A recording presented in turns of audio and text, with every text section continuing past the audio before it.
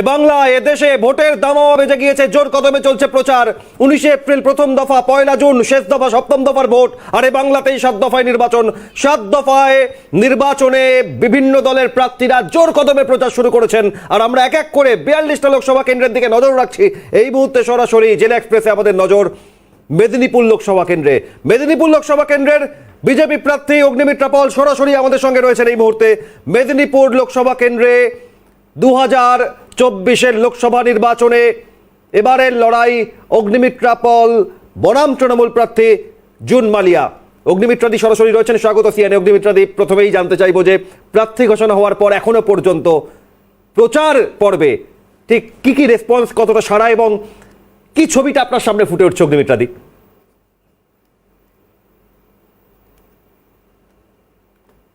দেখুন, আজকে আপনার যে সাংবাদিক তিনিও ছিলেন এবং তিনিও দেখেছেন যে মেদিনীপুর ঢোকার আগে থেকে, যখন আমি মেদিনীপুর ঢুকিও নি, রাস্তায় মানুষ দাঁড়িয়ে এবং মেদিনীপুর ঢোকার পরে যেভাবে সাধারণ মানুষ, কার্যকর্তা ভারতীয় জনতা পার্টি, তারা যেভাবে সম্মান দিয়েছেন, ভালোবাসা দেখিয়েছেন, মানে এটা সত্যি, মানে আমি এটা আমার জন্য নয়, এটা মাননীয় প্রধানমন্ত্রী নরেন্দ্র মোদীজির, তার জন্য আজকে আমি এই সম্মান পাচ্ছি এবং আমার যে প্রিডিসেসর দিলীপ দার জন্য আমি এই সম্মান পাচ্ছি, এটা আমি জানি।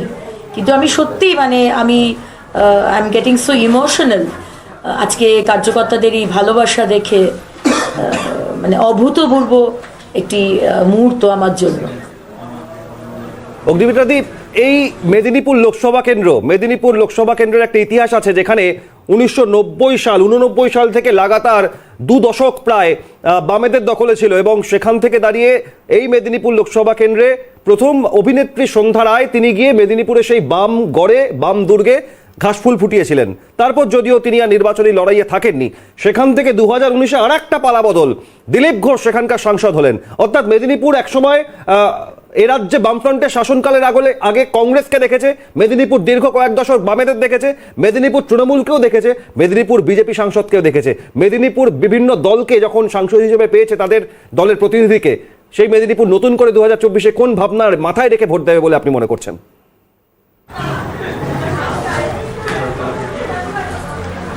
এখানে খুব ক্লিয়ার, কারণ মেদিনীপুর হচ্ছে বিপ্লবের ভূমি, পবিত্র ভূমি, আন্দোলনের পবিত্র ভূমি এবং এখান থেকে ঈশ্বরচন্দ্র বিদ্যাসাগর বলুন, মা মাতঙ্গিনী হাজরা, ক্ষুদিরাম বোস, তাদের জমি।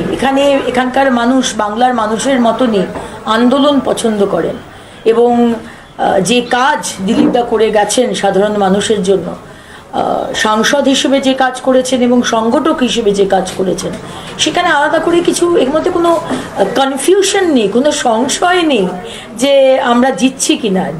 আমাদের সংশয়টা হচ্ছে 1.5 লাখ হবে না 2 লাখ হবে, এইটা আমাদের সংশয়। আমাদের সংশয় কিন্তু জেতা হারা নিয়ে নয়।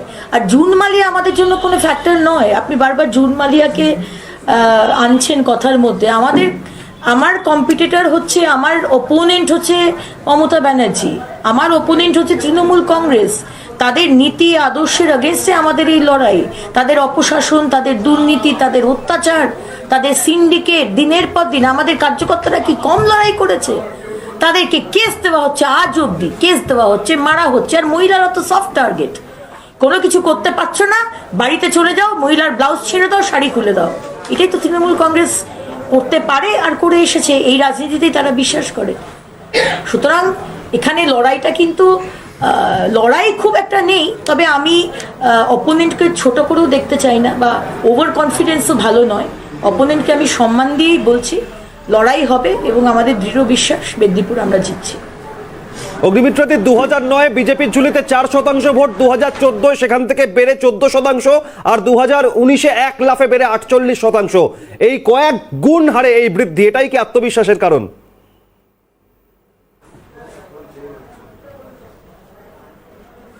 অবশ্যই। এবং যেভাবে দেখুন, একটা জেতার একটা হচ্ছে সেই জায়গাটাকে ধরে রাখা, তো সেইখানে আমার মনে হয় যে দিলীপদা সেই কাজটা করেছেন, সেই জায়গাটা ধরে রেখেছিলেন। এবং আমাদের মাননীয় প্রধানমন্ত্রী, তিনি তো আজকে সমস্ত 42টা সিটের ক্যান্ডিডেট। আলাদা করে দিলীপ দা বা আমি বা ডক্টর সুকান্ত মজুমদার বা যে কোনো মানুষ, আমার মনে হয় আমরা কিছু নই। মেন হচ্ছে পদ্মফুল এবং মাননীয় প্রধানমন্ত্রী যে কাজ করেছেন, এই 10 বছরে যে রিপোর্ট কার্ড মাননীয় প্রধানমন্ত্রী দিয়েছেন ভারতবর্ষের মানুষকে এবং পশ্চিমবঙ্গের মানুষকে, তার উপরে তো আমাদের কোনো কিছু বলারই নেই। কাজ হয়েছে, ডেভেলপমেন্টের কাজ হয়েছে, যদিও বা অনেক ডেভেলপমেন্টের কাজ মুখ্যমন্ত্রী ঢুকতে দেননি। আজকে আয়ুষ্মান ভারত এমন একটি প্রজেক্ট, এমন একটি যোজনা যেখানে গরিব মানুষ, মধ্যবিত্ত মানুষ, তারা যদি আজকে তার সুবিধে পেতো, কত সুবিধে হতো। কিন্তু এত হিংসুটে এই আমাদের মুখ্যমন্ত্রী, এত ভিন্ডিকটিভ পলিটিক্স ওনার, যে আজকে উনি দেখতে পাচ্ছেন যে আজকে স্বাস্থ্যসাথী কোথাও কাজে লাগছে না, পশ্চিমবঙ্গের মধ্যেই কাজে আসছে না, তার সত্ত্বেও কিন্তু উনি আজকে আয়ুষ্মান ভারত আসতে দেননি।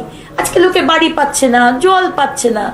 তো এখানে রিপোর্ট কার্ডের কি আছে? সমস্ত বাংলার মানুষ জানে, মেদিনীপুরের মানুষ জানে যে এই সরকারকে হাঁটাতে হবে, এবং this is a prelude to 26। এবারে আমরা যতগুলো সিট জিতবো সেটা দেখিয়ে দেবে যে 26-এ কত সিট নিয়ে আমরা সরকার করব। অগ্নিমিত্রাদি, ঠিক যেমন আপনি বললেন যে আমি নই ফ্যাক্টর নরেন্দ্র মোদী, ঠিক তেমনই যেমন বলছেন যে 2024-এ জুন মালিয়া বা 2019-এ মানস ভূঁইয়া বা 2014 সন্ধ্যারায় ফ্যাক্টর নয়, ক্যান্ডিডেট মমতা বন্দ্যোপাধ্যায়ের সঙ্গে লড়াই, এবং সেক্ষেত্রে আপনাদের বিজেপির মুখ নরেন্দ্র মোদী। কিন্তু সেক্ষেত্রে দাঁড়িয়ে 2019-এ 48% ভোট নিয়ে দিলীপ ঘোষ কি মেদিনীপুরের মাটিকে উর্বর জমি তৈরি করে আপনার জন্য রেখে যাননি?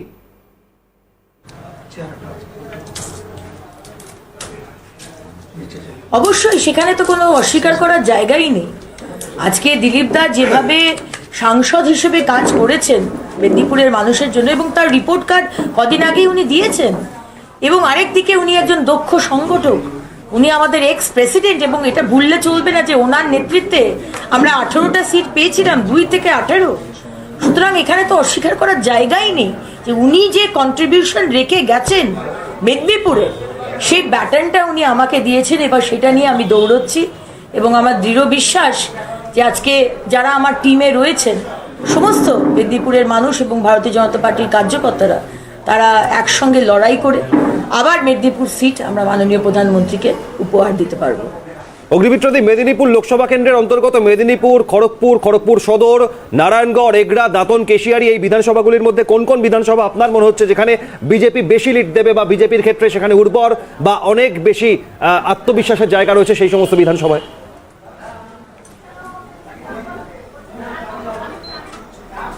না, দেখুন, আমাদের কাছে প্রত্যেকটা বিধানসভাই যথেষ্ট আত্মবিশ্বাসের জায়গা, এবং আমি আবার বললাম যে over confidence is not good. সব কিছুই আমরা প্রত্যেকটা বিধানসভাতেই আমি যাব, প্রত্যেক কার্যকর্তা, প্রত্যেক বুথে না যেতে পারলেও অন্তত বুথ কর্মী সম্মেলন, সেখানে যাওয়া, প্রত্যেক মণ্ডলের কার্যকর্তার সঙ্গে দেখা করা, এগুলো আমরা করব, সাধারণ মানুষের কাছে পৌঁছানো।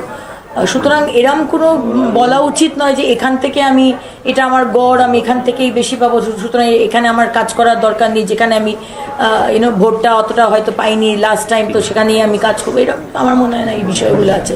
7টা বিধানসভাকেই সমান গুরুত্ব দিয়ে আমাদের দেখতে হবে। একেবারে 7 বিধানসভা এবং সেই বিধানসভার অন্তর্গত লক্ষ লক্ষ ভোটার, প্রত্যেকেই সমান প্রাধান্য। অনেক ধন্যবাদ, অনেক শুভেচ্ছা আগাম। অগ্নিমিত্রা পল, মেদিনীপুর লোকসভা কেন্দ্রের বিজেপি প্রার্থী, সরাসরি আমাদের সঙ্গে ছিলেন। রাজ্যের 42টা লোকসভা কেন্দ্র, রাজ্যের একই সঙ্গে দুটি বিধানসভা কেন্দ্রের উপনির্বাচন, প্রত্যেক দিকে আমাদের নজর থাকবে, আর আপনাদের নজর থাকুক ক্যালকাটা নিউজে।